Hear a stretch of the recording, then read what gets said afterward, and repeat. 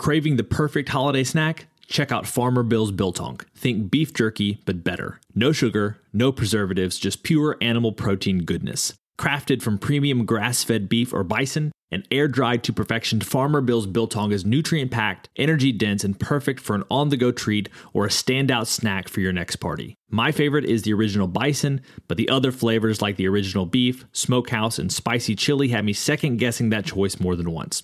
Visit farmerbillsprovisions.com to grab a 1-pound slab or a variety pack and use code BIZBIT10 for 10% off. Farmer Bill's Biltong, don't be the 2-liter guy at this year's Christmas party. Welcome to the Business Bitcoinization Show, the show dedicated to helping you enrich your life and grow your business with Bitcoin, the hardest money on planet Earth. I'm your host, Josh Friedeman, and our guest today is James Lawrence, who's the co-founder and CEO of Engiven, which is a company that helps nonprofits grow their missions through donations of cryptocurrency. Listen, you may not be a nonprofit leader, but you're probably connected to nonprofits, either as a donor or a board member, and I want you to think about during this interview whether or not something like Engiven could be beneficial for those organizations. We're going to get to our interview with James right after this. Business owners, unlock the benefits Bitcoin has to offer your business with the Bitcoin for Business Quick Start Guide. This 27-page guide highlights the 6 ways you can grow your business with Bitcoin. Check it out in the show notes. James, welcome to the podcast. Thanks, Josh. It's great to be here. So I like to start off every single interview with a few questions that help us to get to know you a little bit better and give us some insight for our own lives. So you ready for these? Yeah, let's do it. When and how did you first learn about Bitcoin? Well, I learned about Bitcoin back in, I have to say it would be 2011. So fairly early on, compared to kind of when most folks heard about it.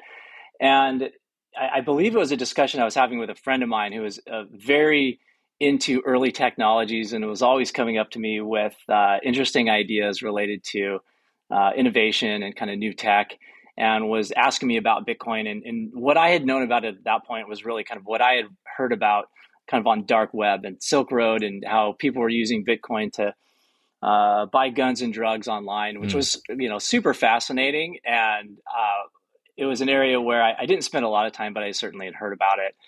And as I watched Bitcoin sort of evolve, I spent a little more time in blockchain. My background's in software engineering, so blockchain just as an infrastructure technology became, really fascinating to me, and sort of how it was used in Bitcoin as an example of blockchain. And then I finally gotten around to buying some in early 2013, and that's when I finally kind of put my money where my mouth was, because I was starting to talk about Bitcoin as being this thing that could potentially be a game changer.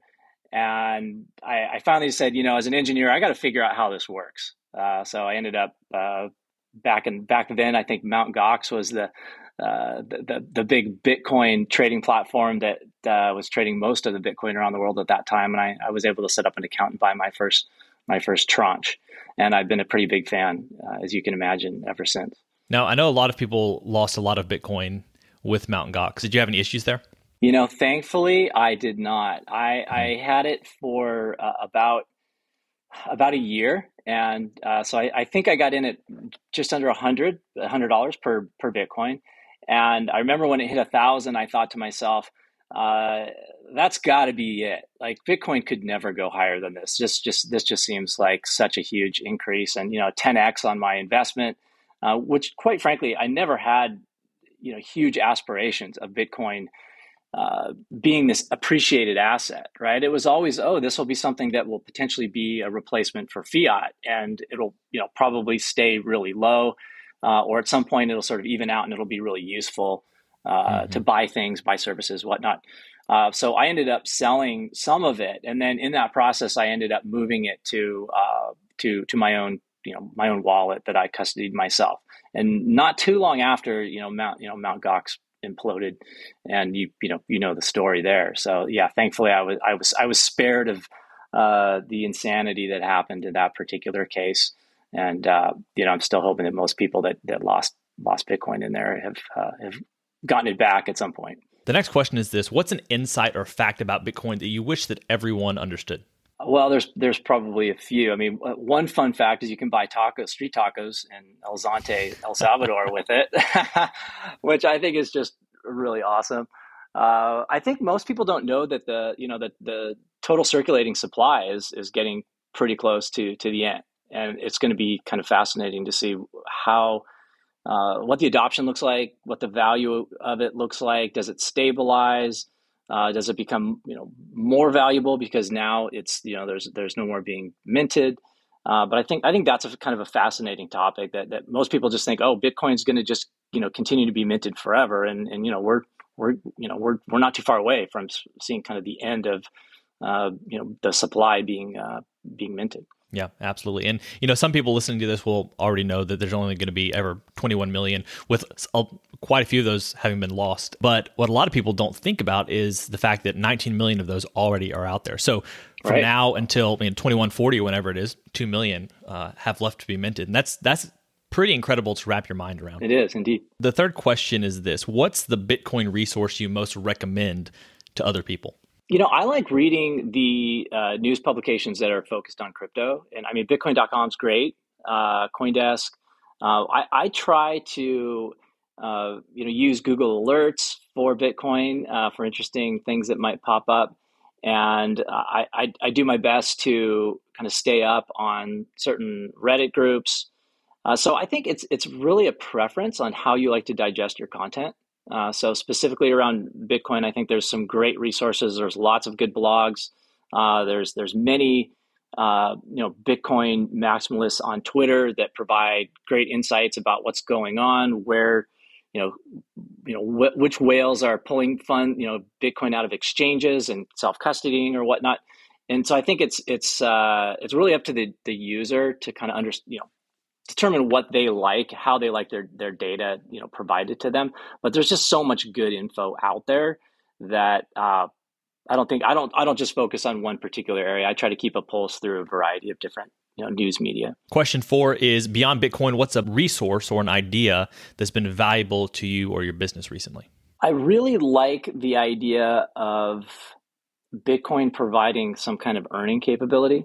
And so I'm not sure this directly answers your question, but I think that's an area where most folks don't have much of a perspective or understanding about the fact that if you own Bitcoin, if you're a holder, and you can also have some opportunity to earn some interest on that holding. And I believe most people that are holding it for the long term should be at least looking into that. So I think that's an area where as an organization, we want to be helpful to maximize the investment and the resources that especially our clients, which are charities, are receiving through holding those assets. So you can sort of put along that the kind of all that's going on in the DeFi world, like wrapped Bitcoin and all of that, not necessarily directly Bitcoin, but a way to express the Bitcoin concept in other tokens is interesting. Our final question is what we call the arbitrary but insightful question, and it's this: as a general life principle, is it better to ask why or why not? Definitely why not. Why do you say that? And I think as an innovator, we have to look at providing solutions where the business case may not always make perfect sense. We have to innovate. You're often creating something that people don't yet know they want. And I think the only way you can approach that and sort of keep your sanity and keep going is to have a belief in a decision system built around questioning the status quo. And I think we certainly did that with Engiven for a long time. There were very few people interested in donating Bitcoin. There was very few charities that were interested in receiving it, and yet we had this very sort of foundational view of like, well, why not? Like, why not donate it? Why not receive it? And eventually it became very clear to both donors and charities, there was real value here. There's a real opportunity here. And so I think that, that kind of approach is what entrepreneurs need to have to get out of bed every day and fight the fight until the market catches up with their idea. Meet Linkster, your premier Bitcoin-focused advisor. Linkster caters to businesses, institutions, family offices, and high-net-worth individuals. They merge your unique financial goals and needs with Linkster's Bitcoin expertise to craft your own sustainable plan to preserve and grow the value of your hard-earned profits and retained earnings. At Linkster, it's not just advice, it's tailored execution. Connect directly with the founder by visiting linkster.com. That's LYNCSTER.com. Linkster. Secure your future with Bitcoin. Today's episode of Business Bitcoinization is proudly brought to you by Velis Commerce, where the future of business technology meets Bitcoin. As we journey through the era of Bitcoin and its transformational impact on businesses, there's one name that stands out: Velis Commerce. Whether you're looking to build a cutting-edge website, a seamless mobile app, or custom software, Velis is your go-to team. They've been diving deep into the world of Bitcoin since 2014, making them one of the most experienced groups for integrating Bitcoin and Lightning payments into a variety of digital platforms. But here's what truly sets them apart. Velis Commerce doesn't just build. They bring a wealth of knowledge to ensure your project's success from day one. Their team understands the nuances of Bitcoin, ensuring that your business stays ahead of the curve. And for all business Bitcoinization listeners out there, Velis Commerce is offering a free consultation to kickstart your project the right way. So if you're ready to future-proof your business in the coming age of hyper-Bitcoinization, head over to veliscommerce.com or reach out on Twitter at veliscommerce. Let's make sure your business thrives in the Bitcoin era. Well, James, we're here today to talk about Engiven and all that Engiven makes possible for nonprofits especially. But maybe we can talk a little bit about the donating side as well when it comes to donating Bitcoin to organizations. That being said, I'd love to hear from you about Engiven and maybe even drawing from some of your previous experience creating, I think, at least 2, maybe 3 other companies. Maybe some of the things you learned in the process to lead up to Engiven. Sure. Well, my venture into being an entrepreneur really started in my kind of mid-20s during the dot-com era, and learned a lot about kind of markets, product market fit, the hype that is often associated with emerging technologies and opportunities. And, that instructed, a lot of kind of what the sequence of, my career in various companies that I've started and been involved with. I think the fascination around digital flow of funds has kind of started when my company back in, this would be the late 1990s, was tasked with building, essentially a digital payment / money movement service that was also connected to Wells Fargo's one of their mainframes, and it was a really just interesting process learning that how much more efficient it was to move digital assets electronically versus sort of the old school way of doing things, and that had always been kind of in the back of my mind. And as my current business partner, Matt Hayes, and I started Engiven, really the genesis for that started, back when we created a company called Mogiv, which was in late 2008. And that company was started to provide a text to give service for charities as a way to generate more income. And we quickly figured out that most charities were not quite ready for that. They hadn't really adopted credit card giving yet. And so what we did is we kind of retooled the product to support ACH and credit card giving. And at that point, very few charities accepted credit cards for donations. And obviously we rode that wave for 8 years or so until the company was acquired in 2016. And we understood at that point what charities really needed from a fintech experience, and also the sales cycle and how to support and whatnot. And charities as organizations are they're nuanced from the various types of verticals in that space. And so one organization, for example, churches, we had many churches on our platform. They have a very unique giving experience unrelated to, say, Humane Society or a public charity where, they have a different kind of fundraising cadence. So we learned a lot, and we after we sold that company, we weren't really all that interested in doing fundraising anymore. The primary reason was we just didn't feel like there was a lot of innovation left in the space. There was plenty of companies that were doing a great job. There was lots of options. We felt like the charitable market was pretty well served by the technology that were out from a giving standpoint. But nobody was interested in blockchain, and nobody was doing anything from a fundraising standpoint around, at that time, Bitcoin. And it was an area where I started to talk to leaders of various charities and ask them, have you heard of Bitcoin? Are you interested in it? And there was this sort of curiosity.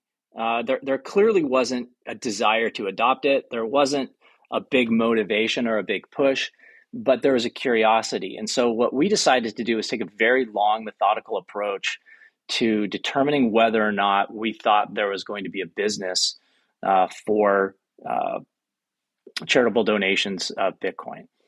And we spent quite a long time in the regulatory and compliance environment, understanding the tax implications, what it looked like from a flow of funds and transmitting digital assets, what have you.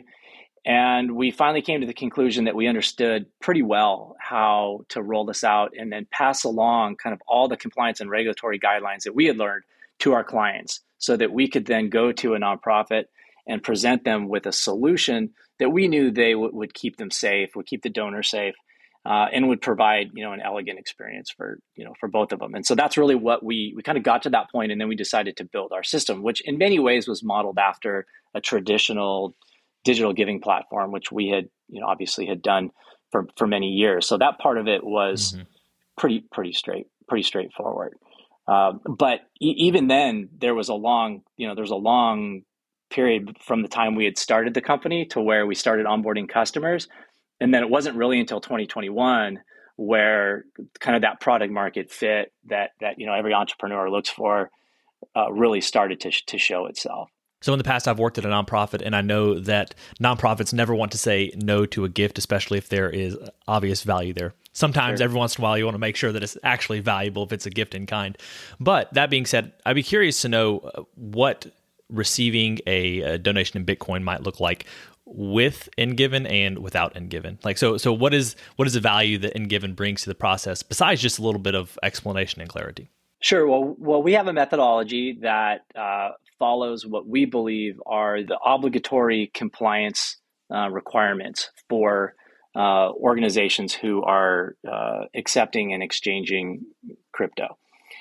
So part of that is when an organization signs up with us, it's very similar to if they were to walk into their local Bank of America and open up a checking account. So there's a verification process, KYC AML process that we put them through, and that helps to ensure our platform and our partner exchange, which is Gemini, that they are in good standing. And Gemini also, by the way, puts them through their compliance department. So there's sort of this two compliance processes that they have to go through, which some charities just quite frankly don't want to deal with it. They don't want to go through it, and maybe they'll go self custody. And I'll talk about that solution in a minute.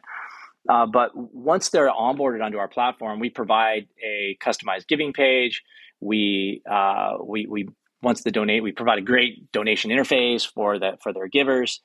And once the donation is made, our system monitors the blockchain, ensures that it's verified on the blockchain.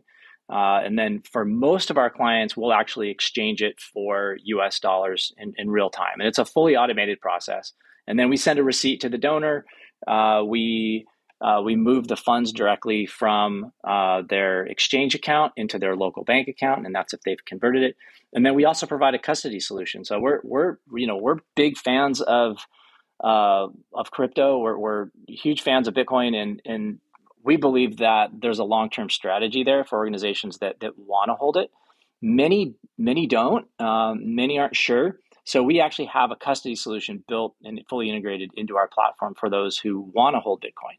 And it goes into Gemini's cold storage system, and it's a great service for charities that have kind of made that leap from, okay, we're accepting and exchanging, now we actually want to hold, which we think is important to provide. And then, we also take care of the tax documents that are required. So that, the IRS requires an 8282 form for the charity to fill out. We automatically generate that for the charity. And then for the donor, once it's over, a donation's over $500, they have to file an 8283. And then for donations over 5,000, they were required to have an appraisal. So our system actually will generate the 8283 and appraisal via a DocuSign process that we put the donor through. So there's sort of all these value-added features and various functions that are related uniquely to crypto as this non-cash asset that are different than kind of your traditional securities donation or what have you. And so we provide kind of an end-to-end solution, and then we educate our clients, and that's a big part of it, is the education. And the ability to probably pass that education on to people who might have cryptocurrencies, allowing the nonprofit to educate in turn their donors. Yeah, without question, just the basic understanding that appreciated Bitcoin when donated is really one of the best tax benefits a donor can have. And for the donors that don't know that, the organization is really armed with some great material to present to their donors to get them to make those donations. And we are seeing that specifically Bitcoin donations are, they're so much higher than your average credit card donation. I mean, I think, at least 150 times higher than the average. And so these are major gifts, and Bitcoin, without question, is a major gift. As an example, we processed a $10 million Bitcoin donation to a charity last year. And for organizations that don't think that Bitcoin provides a great donation asset, it's like, well, just look at the impact a $10 million gift can make. So this is real. This is happening, and certainly Bitcoin has been kind of leading the conversation as a donation asset. And so, what are some of the conversations you have with nonprofits when it comes to whether or not they should hold Bitcoin on their balance sheet or sell it immediately? Are there any general principles you help to talk people through, or is it too specific to each given situation that you couldn't give guidance right here? I think it's a pretty general topic. I mean, yes, every organization is a little bit unique. We have some organizations that have been building crypto portfolios for years, and they are just firm believers. For example, a church that just comes to mind, they're specifically building a Bitcoin portfolio from donors who are giving Bitcoin. They're holding it. They have a internal understanding of why they're doing it, and they're very comfortable with the fact that the price of Bitcoin will likely be volatile, as it always has been, and so they're comfortable with it. They had their gift acceptance policy supports it. And I think that's kind of where the discussion usually goes. So if a charity says, we're interested in holding Bitcoin, I'll typically say, or one of our sales executives will typically ask them, well, do you have a gift acceptance policy that supports this? Is your board okay with this? You just want to make sure you've got that internal buy-in. For the organizations that do, it's pretty straightforward. They can obviously update their policy as needed. But beyond that, I think it's philosophical. I think, the other question I always ask is, well, if someone donates $500,000 in Bitcoin, do you need those assets to run your mission? Do you need that? If you do, then I would suggest not holding it.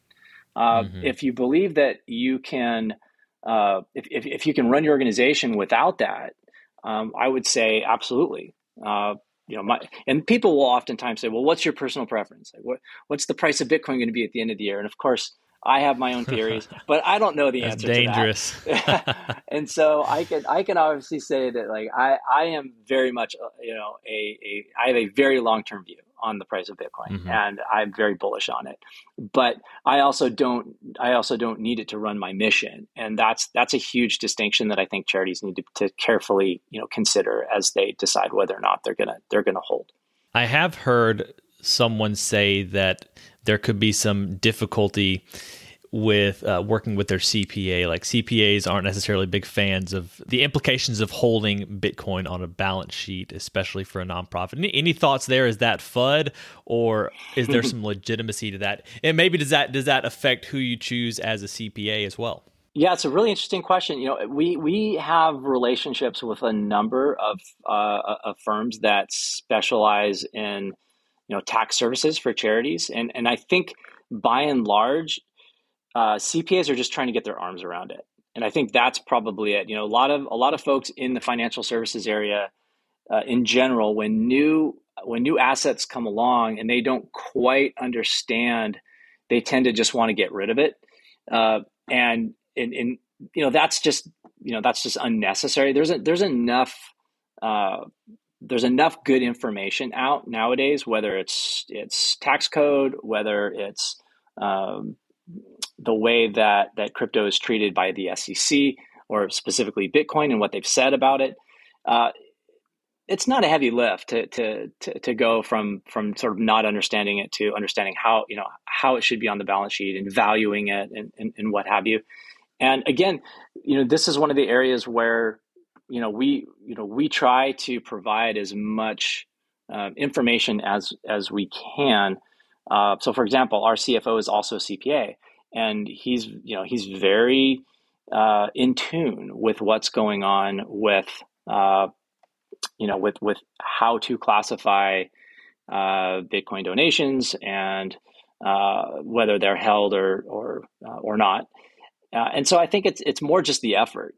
So yeah, I would say that's an area where CPAs just need to get up to speed. It's not going to go away. So it's just a good thing for them to really learn about.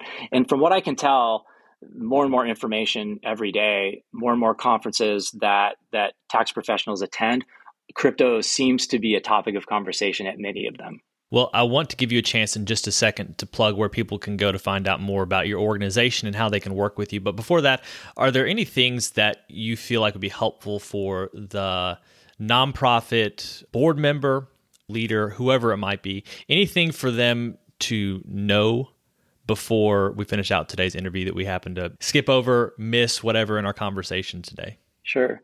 I think the main thing is to do their due diligence. Every organization is different. Every organization has a certain amount of due diligence that they need to go through to make good financial decisions. And so I would just say, with regard to accepting crypto, don't shortcut your internal controls or your existing processes in order to quickly get a crypto solution on board.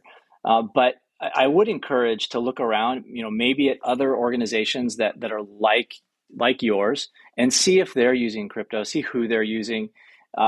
There's a lot of great ways to accept crypto these days. We're certainly not the only solution out there. We believe that we have the best solution, but I think it's just, don't wait.